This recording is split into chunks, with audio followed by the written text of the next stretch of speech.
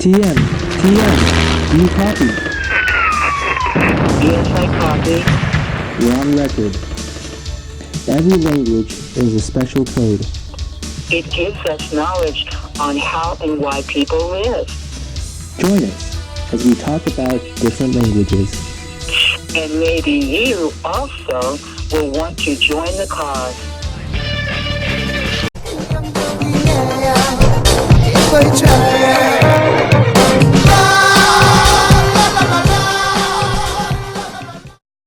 Welcome back to the World Language Center.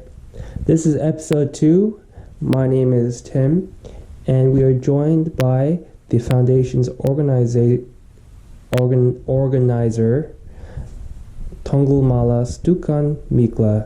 or TM for short. Now, we just played a clip from K-pop star B, and his song is called La Song. I don't know if that's L.A. song.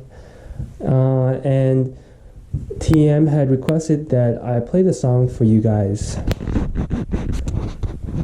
Hello, TM. Are you there? I'm here.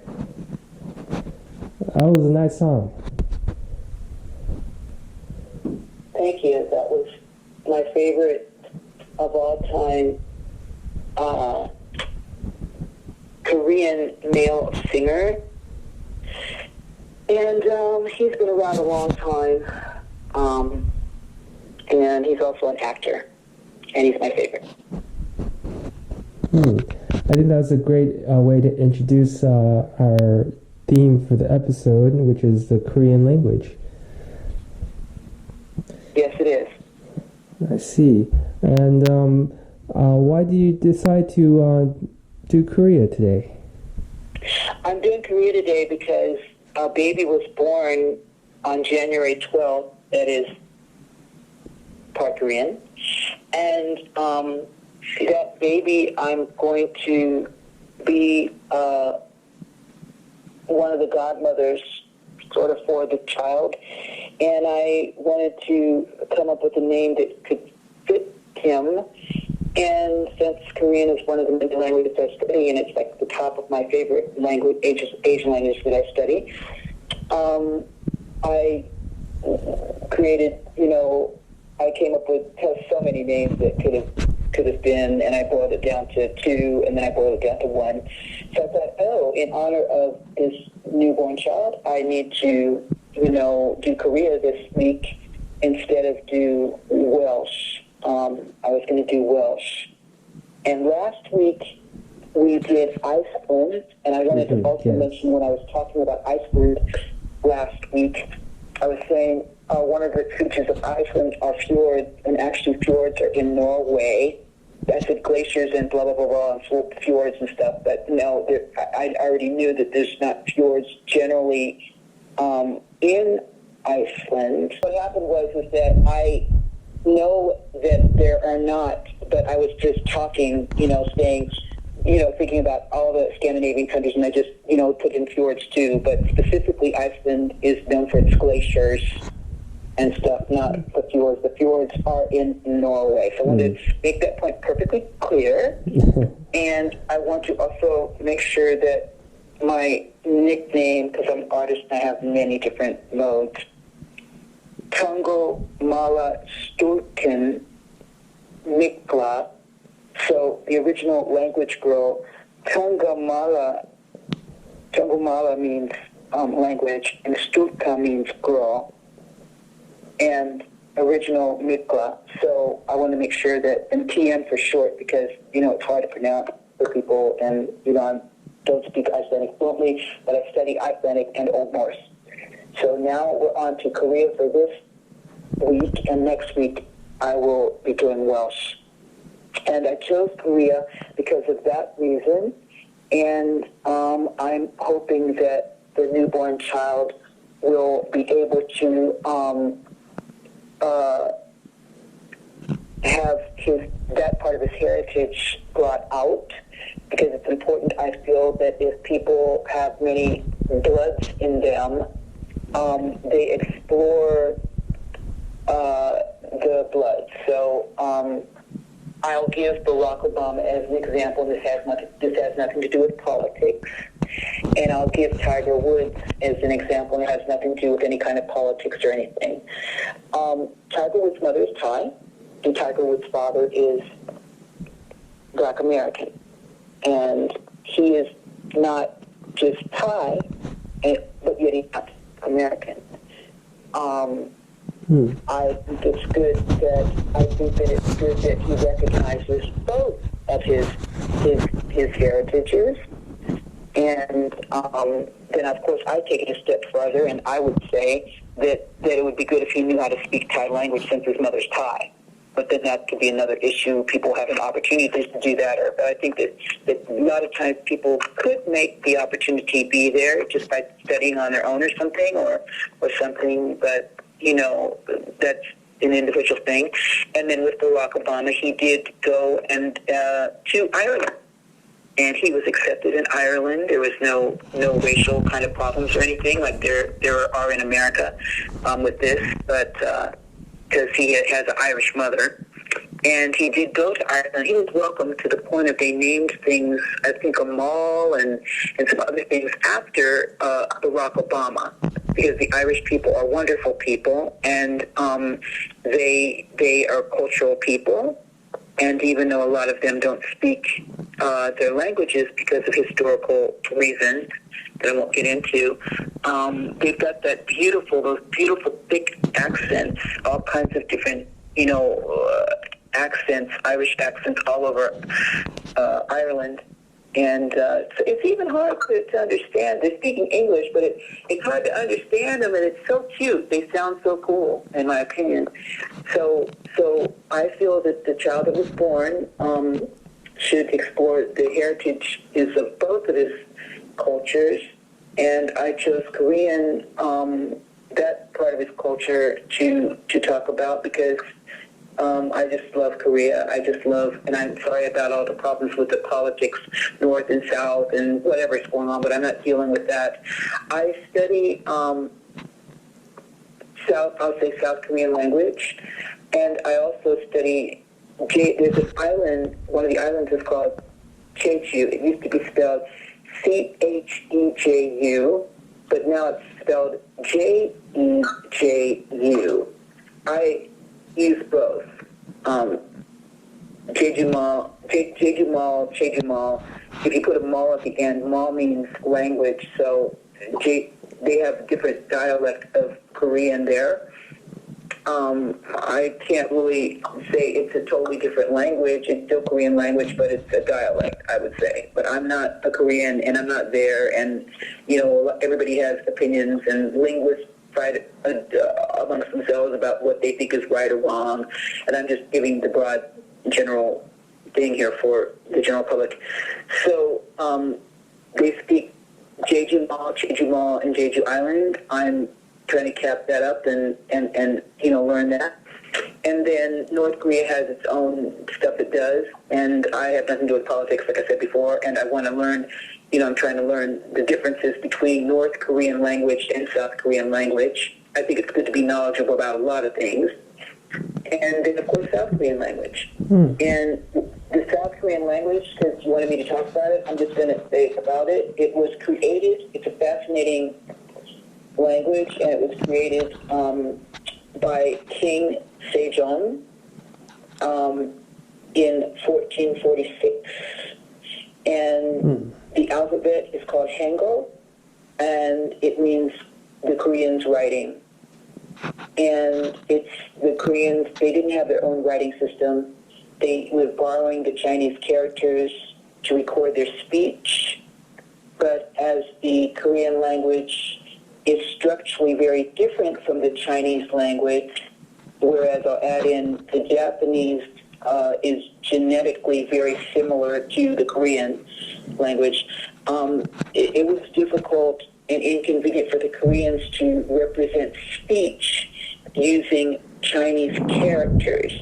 And for this reason, Korean King Sejong, who lived from 1397 to 1450, and his scholars created the alphabet script consisting of consonants and vowels that would best suit the Korean speech.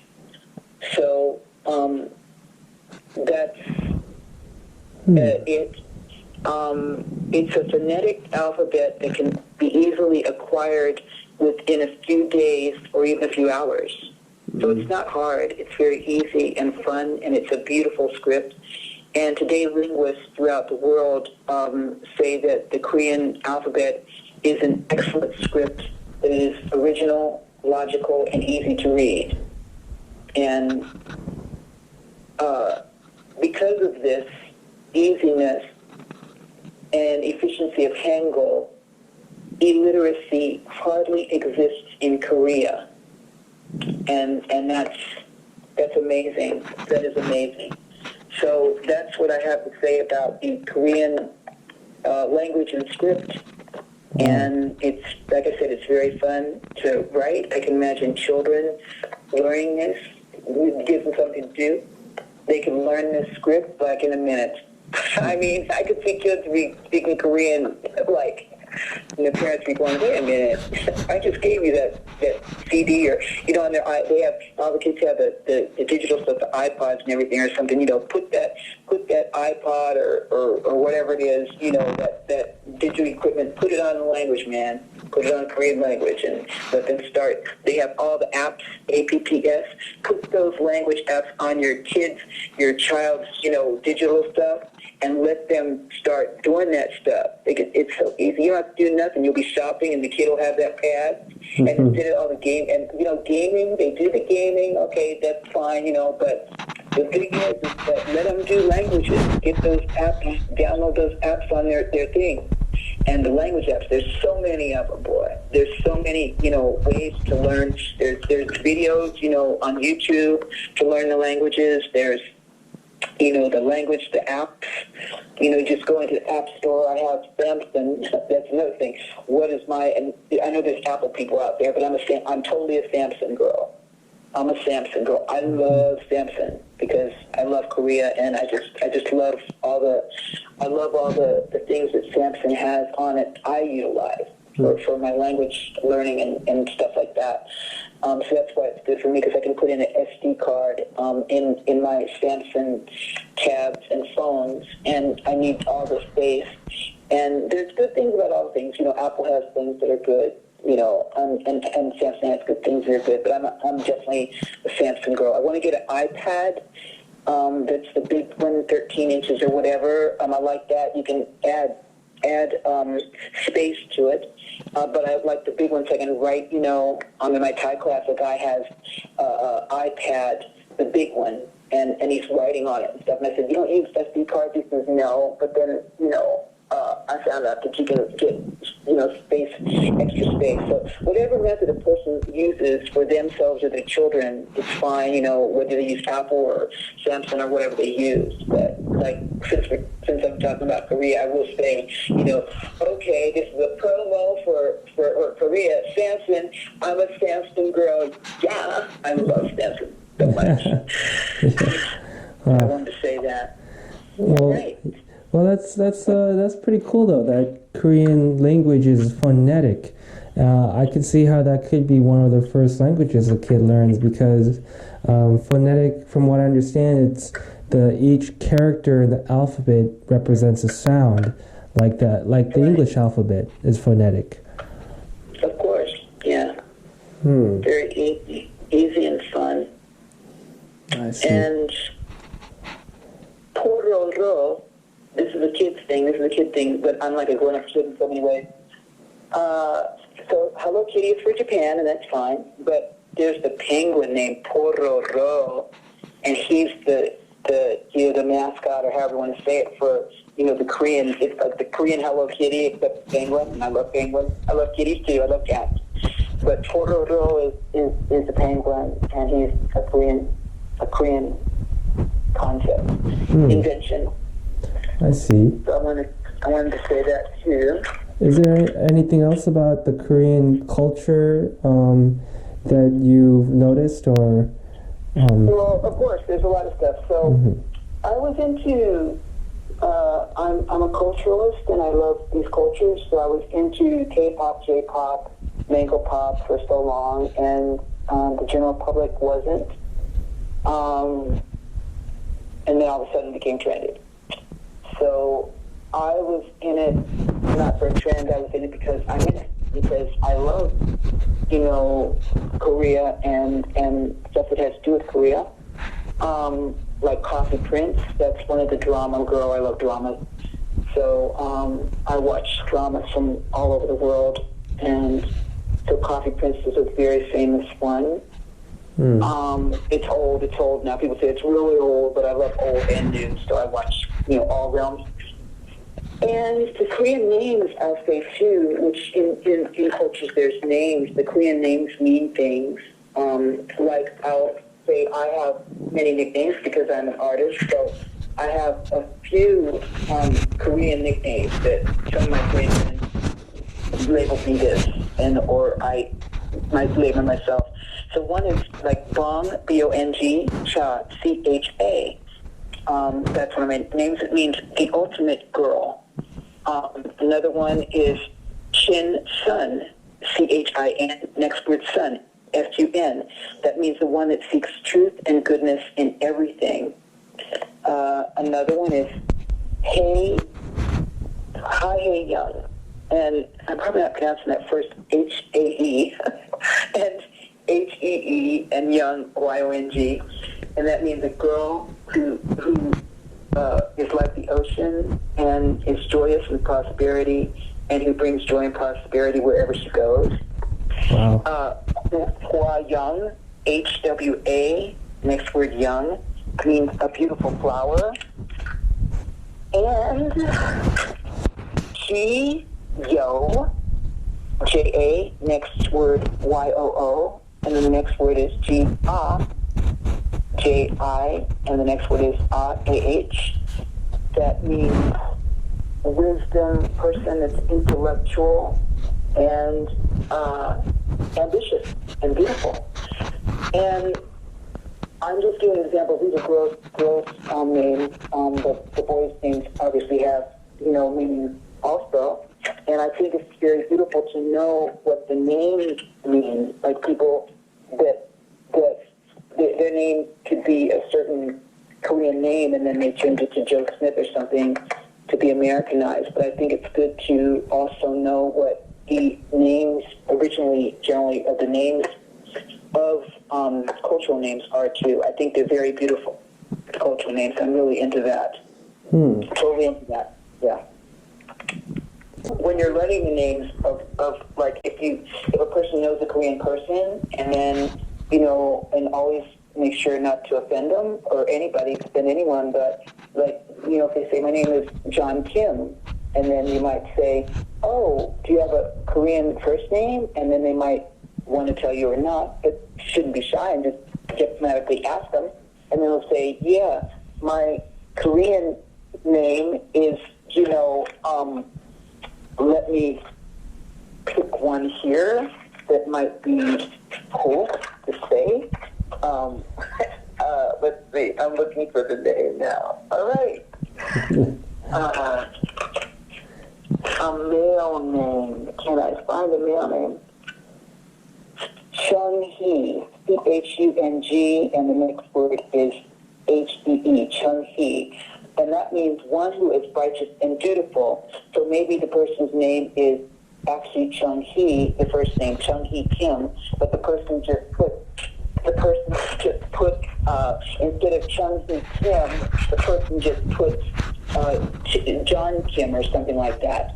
But it should be, Chung-hee is the first name, and then you'd say, oh, what does that mean? And they say one who is righteous and beautiful. So that's fun to find out this kind of information when you're, trying to study a language and know about the languages and stuff. Wow. So, that's very inspiring. You just gave me an idea, like for beginner learners who are just getting into the Korean language, they could probably assign themselves a name, and they can just call themselves by that name whenever they decide they want to learn Korean. Yeah, that's good. It sounds like there's so many different Yeah, combinations. that would be good. Yeah. Yeah, that would be good. Did you said the Korean names that you have? You said somebody had given them to you, or did? Okay, what happened was, like, since, I'm really into the culture and languages of these places all over the world, when I meet a person from the place, I'll ask what their traditional name or whatever is, and then they'll say to me, I'll say, oh, I have a name that, they'll say, oh, you're like the ultimate girl, and I'll say, well, that's one of my nicknames is Bong Cha, and they'll say, oh, okay, cool, and that's what happened. So they say, they say, you're the ultimate girl, and I go, oh yeah, well, my nickname, one of my nicknames, Korean nicknames is Bong Cha, and that means the ultimate girl. Oh. And I know how to write it and everything. So that's how I came up with so many, people have told me, oh God, you're so fun to be around because we like learning about this stuff, You get all kinds of different people in the world. Some people don't understand the mode and what's going on, and other people are aware. Some people, I can give an example of a guy that, I'm an artist, so artists go through all kinds of stuff, and there's a guy that's a multi-billionaire now. He's really rich, and his name is Vincent Van Gogh. And Vincent Van Gogh, is a multi-billionaire, and he is the painter. But he's dead. So when he was alive, something happened. I wasn't there. I don't know. Supposedly he sold nothing except one painting for $20 to his brother or whatever. And supposedly he cut off his ear and sent it to some girl. I wasn't there. I don't know. When people die, or even when they're alive, people tell all kinds of lies and stories about people, and it's evil. So but my point is that obviously these paintings are going for billions. He's not benefiting, but somebody's seem to like the stuff he's doing now and appreciate his art, whoever that would be, because his paintings are going for big time money.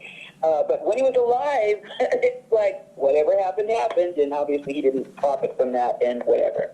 So that's everybody has an opinion, and everyone's going to say what they're going to say, but I'm just saying what I'm saying for my knowledge, and my passion is for this. And like I said before, there's not a way that in general the human being adults have figured out to make money off of saving languages, and everything's about money. It's not marketable in a monetary fashion that's going to bring in multi-trillions of dollars.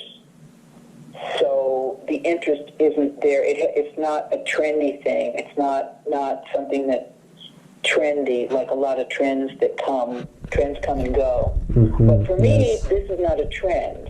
I take it seriously.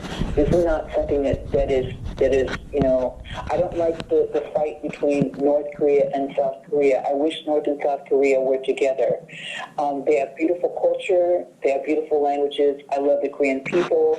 I don't want to see any of them throughout history, cultures get abused. And the Koreans have been abused, like a lot of people have been abused. The Koreans have been. So it needs to stop the madness. Everybody needs to try to get along, whoever that would be, including, Koreans.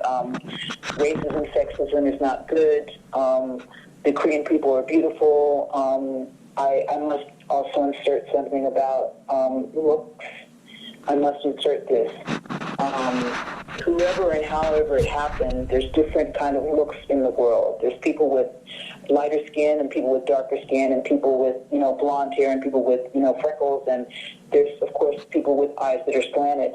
And I'd like to insert, because this really ticks me off too, that, and I'm going to say it and people get offended probably, but I'm going to have to make this I think one of the reasons with Asian, Koreans and Thai and Chinese, that makes them so beautiful is their eyes.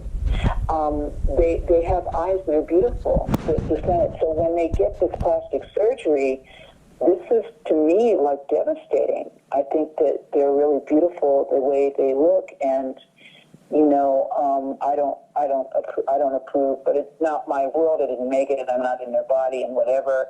And so they feel that a lot of them feel they need to do that. But I just think that is part of what they are.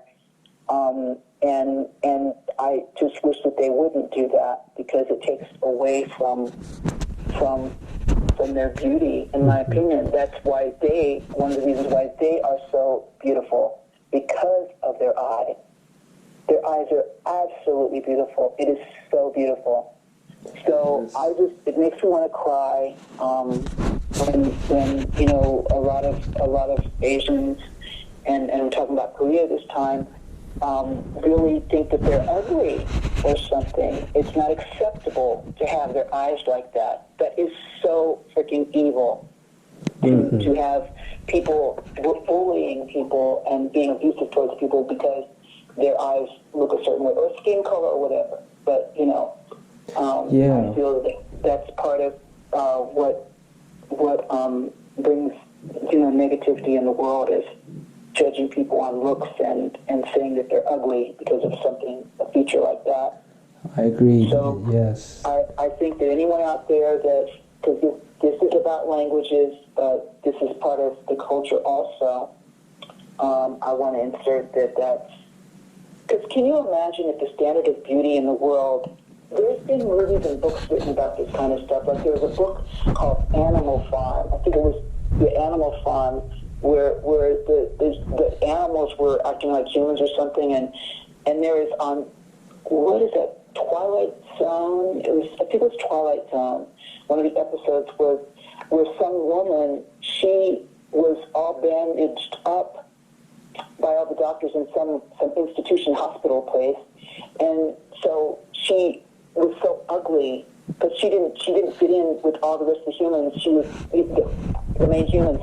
She was so ugly, and so all through the whole episode, you don't see her face, and she's done the plastic surgery to make herself beautiful. So she was beautiful and accepted by the mainstream, right, of the other human beings. So the doctors would all talk and everything. This is the episode on Twilight Zone. So the doctors would all talk. Yes, well, we don't know what to do if she turns out, still to not have changed and she's ugly. Then she'll have to be sent away to the camp of all the ugly people. She's sent away. She can't be in the society. She's ostracized, and we could either kill her or we could send her away. And then they're debating on what they do. And so then it came time for her to have the bandages off, and they said, well, you have two options. We send you to the camp, or we can kill you. Mm-hmm. And she was thinking, oh my goodness, I think I'd rather die. I got to be beautiful. I'm so ugly. She takes the bandages off, and she's actually normal, what you call normal, so-called normal looking, and then it finally shows their faces, and they look like pigs. They have these pig noses and weird looking. So they're supposedly the normal looking people, and this blonde-haired, blooded, white-looking woman is supposedly the ugly person. I'm just, this is the episode. I didn't make it. I'm just explaining the episode to the general public. So my point of this is, who really is the ugly person? How can, we could say both are beautiful, just some people might not like the way the pig-looking people look, and some people might not like the way the blonde-looking people look. But everyone's what they are, and they shouldn't be judged. Yes. And this woman, someone else came that was supposedly ugly, but he looked what the world would call normal. And so then he came and said, you can either come with me to the farm or wherever it is that the so-called ugly people go, or you can die. And he said, please don't, come with us. And she says, I don't look like you guys, but I don't want to look like you guys. And go out. So she ended up going to the farm, or whatever it's called, but, she had the option to have herself killed. But, she went away to live a life of misery as a ugly-looking person, and it's just all insane. It's all crazy, man. So I just brought that up because, why are people saying that people with slanted eyes are not beautiful? That's just so evil. Mm-hmm. That's really bad. Yeah, that's the episode you brought up. Yeah, it's very relevant today, and I thank you for those very encouraging words because I remember hearing somewhere that in Asia, in Korea too, it happens a lot in Korea where the beauty standards are very high for the men and for the women, and there's all sorts of measures taken to, like, quote unquote, fix their appearance. And like you said, it sometimes it doesn't need to be fixed, especially when the person feels like deep down they don't want to go through surgery or any drastic measures. Then if that's what they feel deep down, then they shouldn't do it. They shouldn't be peer pressured by people around them to do something that they don't want to do. Yeah, of course, and if people are so much into looks, that's just you're only on the planet for a certain amount of time, and why are people focusing on looks like skin color and eye color and height and weight and things should be more like a health conscious thing. It's like people there's in Hawaii. There's all the different, there's Koreans, there's Samoans, there's Tongans, there's Italians, there's Portuguese.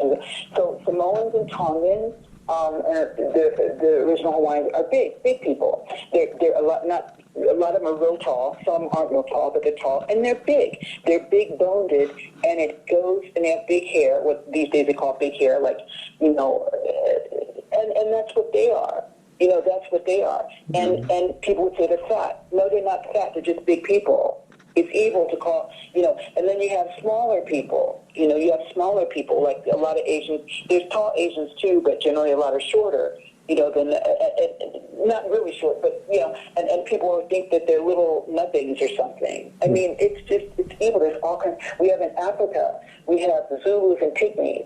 So Zulus are tall, and a lot of Samoans too, very, very tall, a lot of them, not all, really tall and skinny, tall. And then the Pygmies are short in Africa. Who's to say who's the most beautiful? All of it's beautiful. All of it. You can't, it's just bad to make people think that people aren't good looking because they don't look a certain way. You know what I'm saying? It's just evil, in my opinion. Yes. So, yeah. Yes. And culture and languages go together, and, it does. Cultures and languages, and I guess insert dialects too. Yes. So Korea is a very special place. I wish North and South would get together. I've never been to North Korea or South Korea or Jeju Island. There's another island. There's an island called S.A.P.A.W.L.A.C Island that it gets, I hate getting into politics and stuff, but the Russians and the Japanese were fighting over Kuril Islands and S.A.P.A.W.L.A.C Islands, whatever. And, all kinds of drama went on. But there's Ainu people that are like Hokkaido, they're in that island of Japan, and they're also on S.A.P.A.W.L.A.C Island.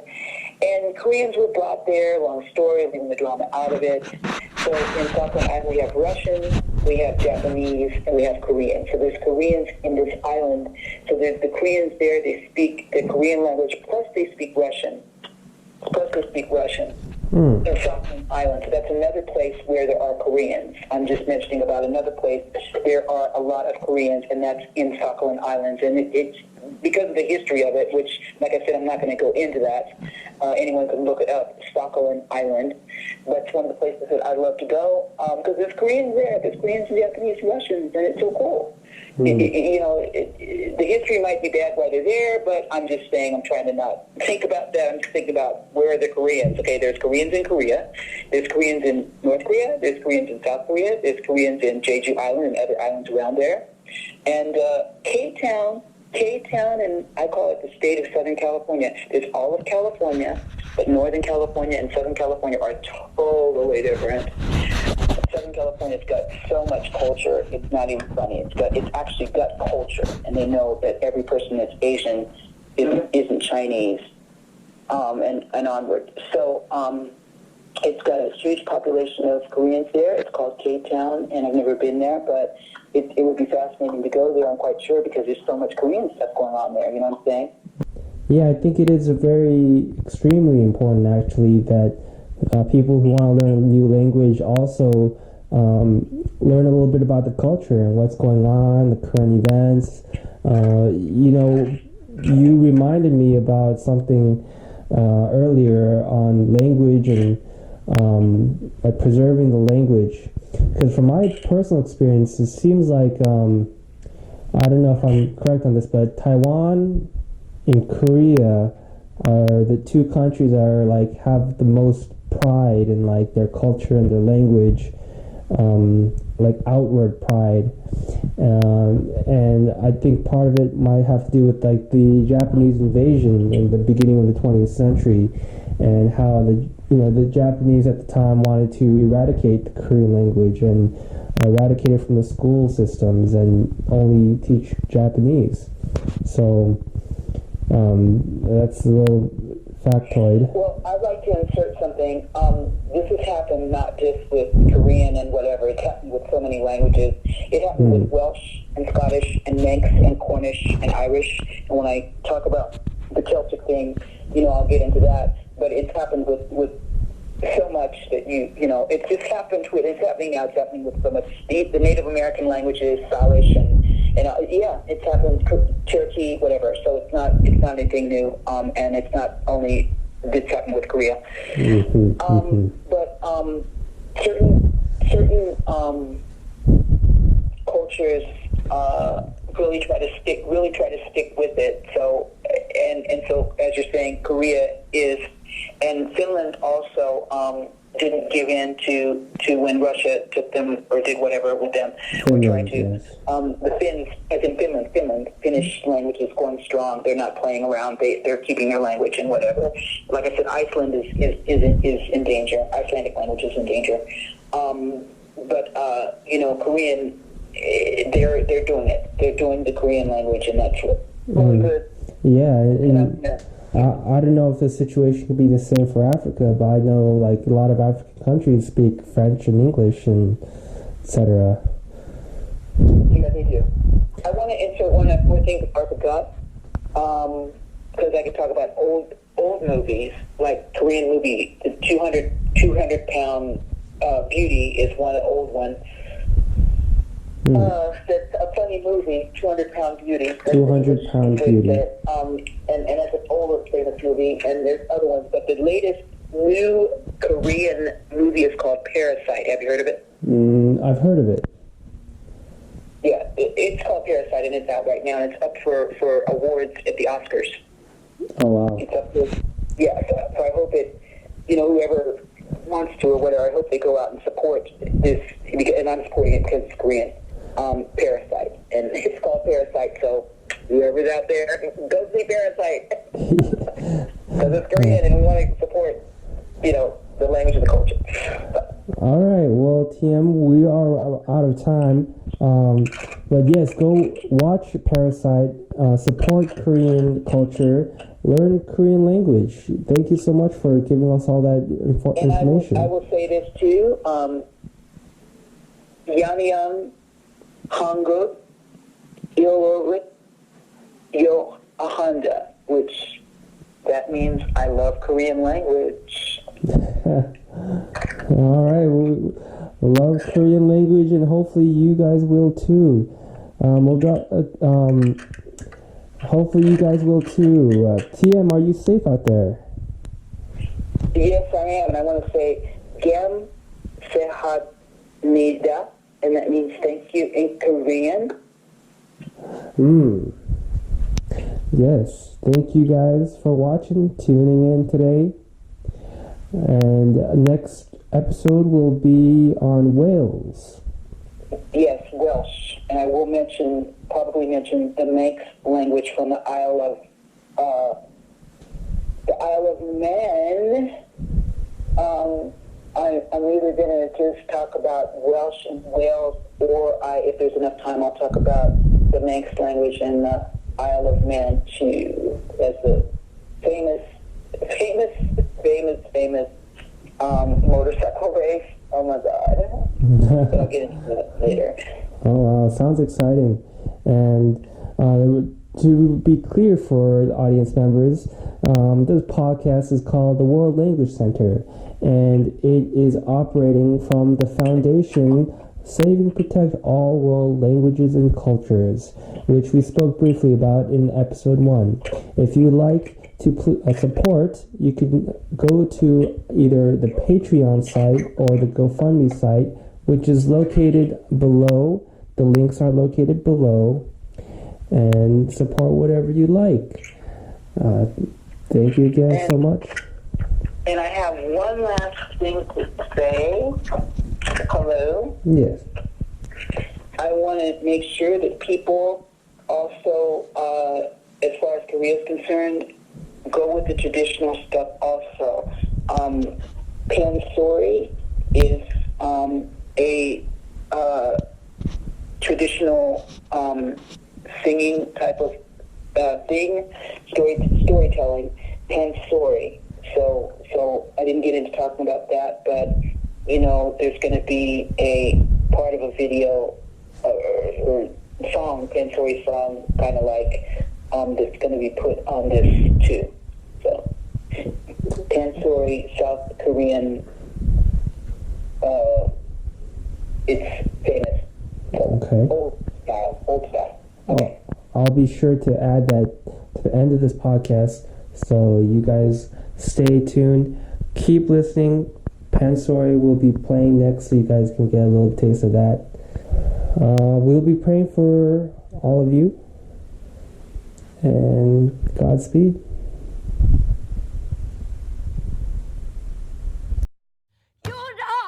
요란에도 제절개를 뽑히지 않는 한국 단풍도 어떤 곳 가을이 가고 겨울이 돌아오며 안목안 천